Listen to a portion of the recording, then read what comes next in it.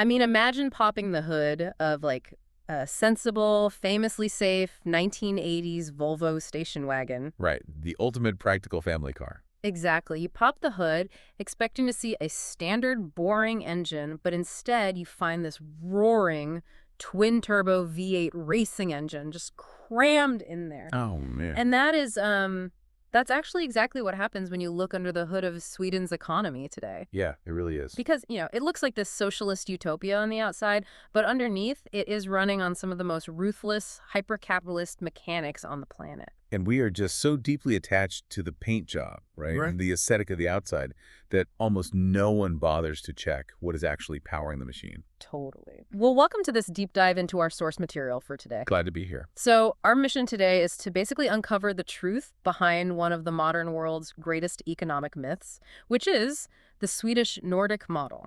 And we're pulling from this really fascinating breakdown by the YouTube channel Visual Politic Ian. The video is called It's Over, Sweden Buries Social Democracy. A very bold title. Yeah, well, we are going to explore a country that everyone thinks they understand, right? But whose actual day-to-day economic engine operates in a completely different universe than its global reputation suggests. We really must set the stage carefully before we begin, though. Yeah, a coin. Because the source material actually kicks off by planting us right in the middle of current American political discourse. Right. It opens with a very specific event. Exactly. The video opens on January 1st, 2026, with Zoran Mamdani being sworn in as the mayor of New York City. Okay. And Bernie Sanders is administering the oath. Alexandria Ocasio-Cortez is opening the ceremony. And Mamdani uses this highly specific phrase. He talks about replacing the frigidity of unbridled individualism with the warmth of collectivism. Hello. Right. And for a large part of the political left, Sweden is held up as the ultimate blueprint for this exact vision. Universal childcare, rent freezes, municipal supermarkets, just the classic 1980s textbook definition of the Nordic welfare state. Which brings us to a very, very strict disclaimer for you, the listener. Yes, very important. We are bringing up these politicians, Mamdani, Sanders, AOC, specifically because they are explicitly cited in the source material as examples of a specific ideological viewpoint, one that uses Sweden as a model. Right. They are just the modern examples used in the video. Exactly. We are not taking political sides here. We are not endorsing their views, and we're not attacking them either. Yep. Our goal today is purely to unpack the economic and historical analysis presented in our source about what is actually happening on the ground in Sweden today. We're leaving the partisan politics at the door and we're just looking at the math. And honestly, the historical reality is where the true surprise lies. Yeah, because the central contradiction, the massive hook that this entire deep dive revolves around, is that the utopian model of left-wing collectivism that the global left idolizes, it actually disappeared 20 years ago. Just completely vanished. Right. It was replaced by this Thatcher-style capitalist shift that happened completely under the radar. It is arguably one of the greatest economic transformations of the last century, operating in broad daylight with almost no international press coverage. Okay, let's unpack this. Because it's kind of like assuming a self-made billionaire inherited their wealth, Oh, that's a good way to put it. Yeah, you look at Sweden's massive wealth in the mid-20th century, and the popular assumption is that the welfare state created that wealth. But to understand how the famous Swedish socialist model eventually failed, we first have to ask how the country got rich enough to afford it in the first place. Right, you need the money first. Exactly.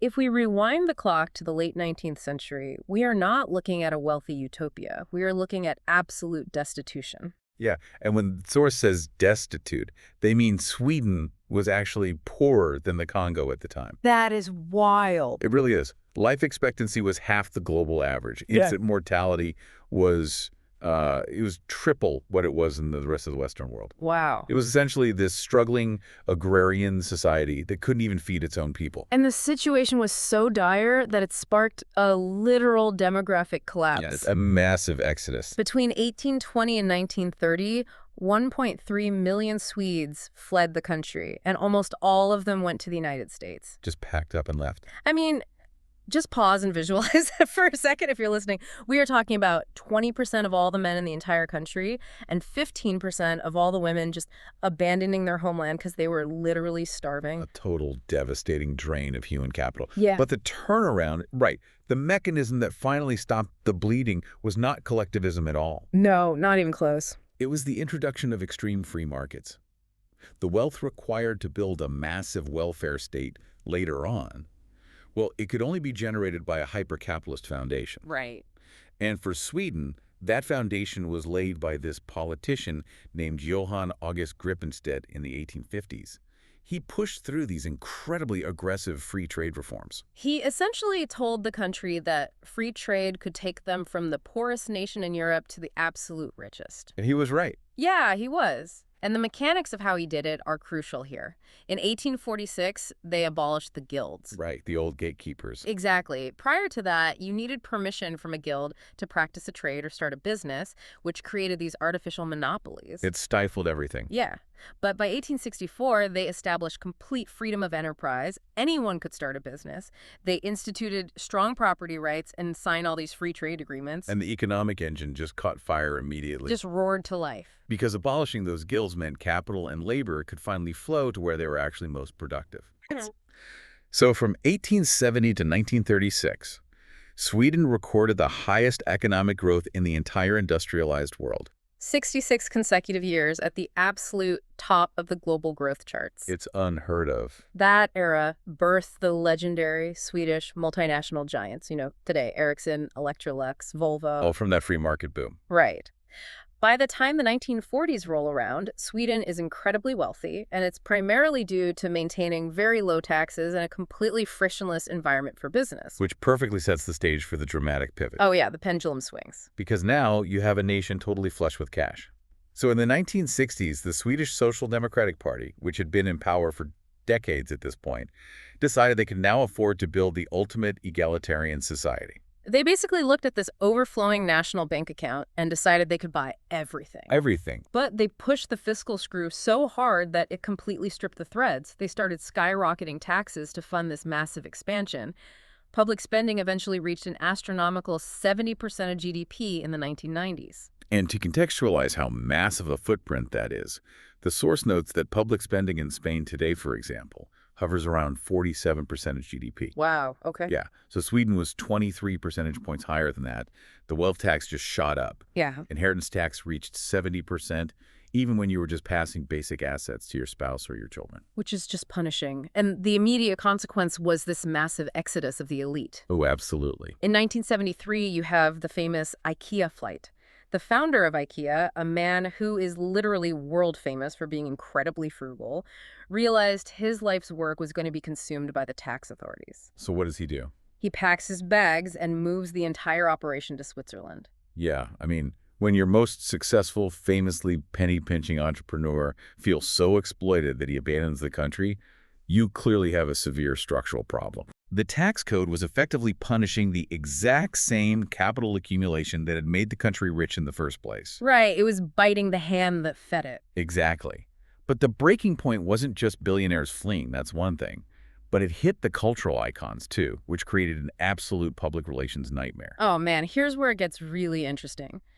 In the late 1970s, Astrid Lindgren, the incredibly beloved children's author who wrote Pippi Longstocking, she sat down to do her taxes. A national treasure doing her taxes. Right. And she discovers that due to this compounding technicality between self-employment Social Security contributions and the top marginal income tax rates, she is facing a 102% marginal tax rate on her earnings. Mathematically, that means for every additional krona she earned, she owed the government 1.02 kroner. I want you to really think about what that means in practical terms as a listener. A 102% tax rate literally means you are paying your employer out of your own pocket just for the privilege of doing the work. It's surreal. Every hour you work, you become poorer. Right. And Astrid Lindgren reacted by writing this satirical story called Pomperipossa in the Land of Money. Which is brilliant. It was. It exposed the absurdity of a system where working harder literally bankrupts you. And the scandal was so massive, it resonated so deeply with regular people that it actually led to the Social Democrats being voted out of power in 1976. First time in decades. Exactly. But, the political fallout was swift, sure. The economic damage, though, was already baked into the system. The model just kept rotting from the inside until it finally snapped in 1992. The breaking point. Yeah, the country was experiencing devastating capital flight, economic stagnation, soaring deficits, and then a severe banking crisis hit all at once. And the climax of this era arrived on September 16th, 1992. A dark day. The Swedish central bank, the Riksbank, was desperately trying to defend their currency, the krona, from collapsing in the international markets. Right, because investors were fleeing. Exactly. Investors were pulling their money out of Sweden at an alarming rate. So to stop the currency from becoming completely worthless, the central bank had to make keeping money in Swedish banks impossibly attractive. So they raised interest rates. They did. But they didn't just bump it up a few basis points. They raised interest rates to an unbelievable 500%. What's fascinating here is that a 500% interest rate isn't just like an aggressive monetary policy. No. It is the mathematical signal of a total systemic breakdown. Right. Think about the mechanics for a normal citizen. Imagine holding a variable rate mortgage or trying to make payroll for your small business when the cost of borrowing money is 500%. You'd lose everything overnight. The market had entirely lost faith in the solvency of the state. The country that was once the third richest in Europe by 1970 had effectively stopped functioning. Total disaster. But, sometimes you have to hit rock bottom to finally change your habits. Yeah, harsh wake-up call. The trauma of that 1992 crisis was so severe that it achieved something almost impossible in modern politics. Opposing political parties completely abandoned their rigid ideologies just to ensure national survival. They called it the silent revolution. Because there was no grand battle. Right. Compare this to the United Kingdom under Margaret Thatcher. Oh, yeah. When she implemented her capitalist reforms and privatized state industries, she fought literal wars with the miners and the trade unions.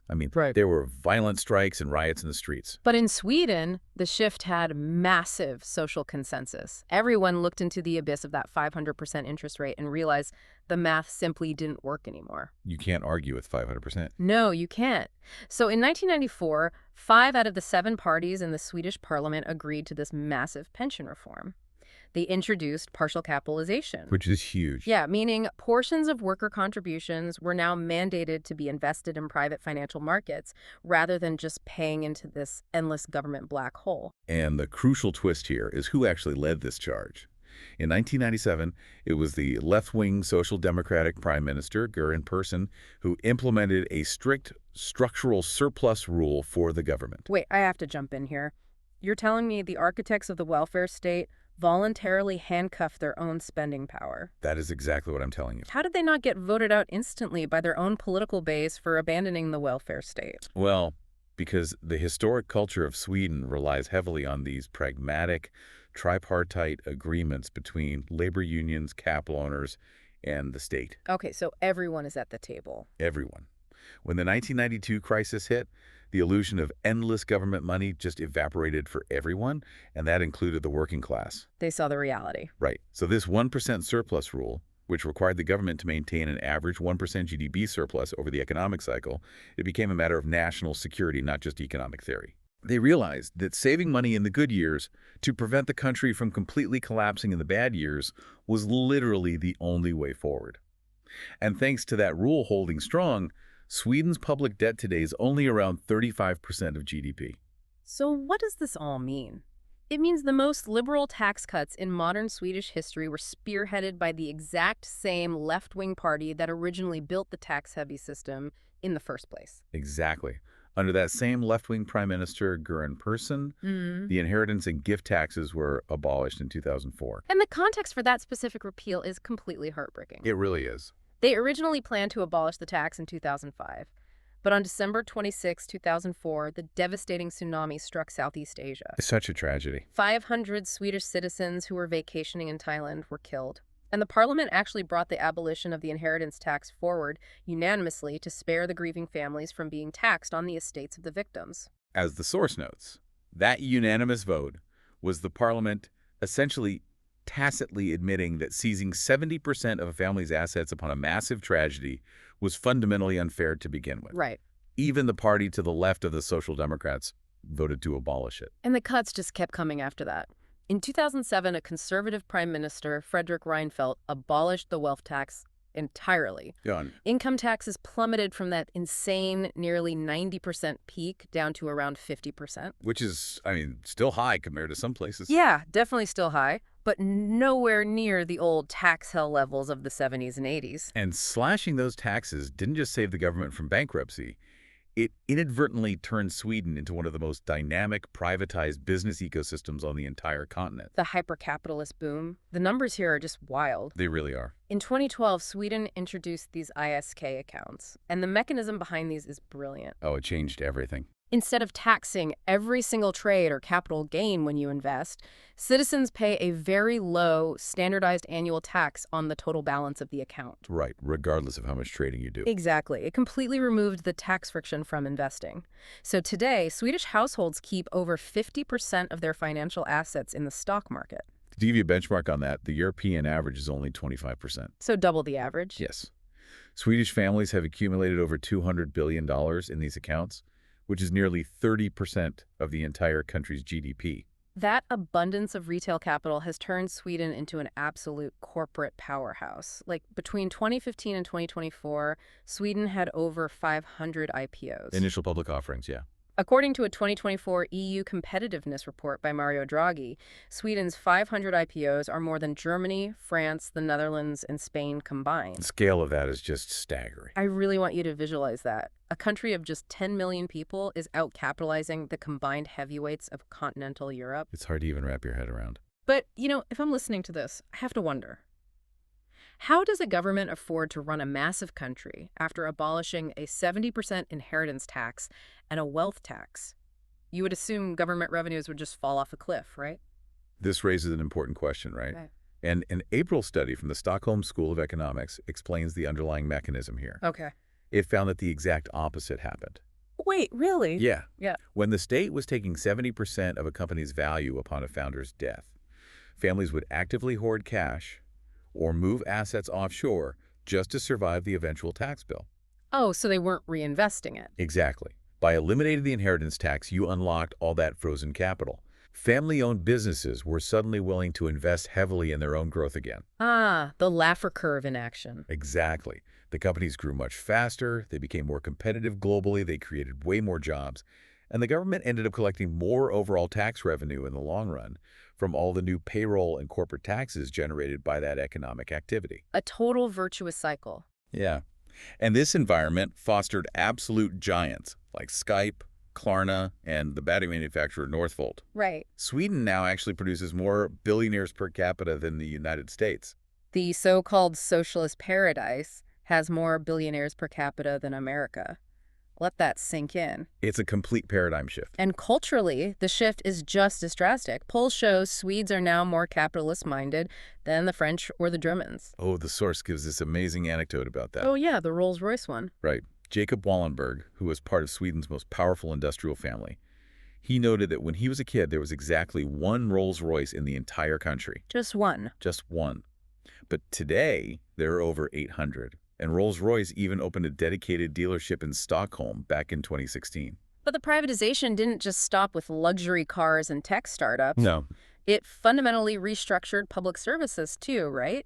In the 1990s, they privatized the public housing stock, and they threw healthcare and education wide open to private competition. Which is usually the third rail of politics. Yeah.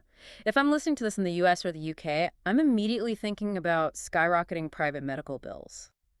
How did Sweden privatize care without making it unaffordable for the average citizen? The mechanism they used is actually really clever. It separates the payer from the provider. Okay, break that down. So the state remains.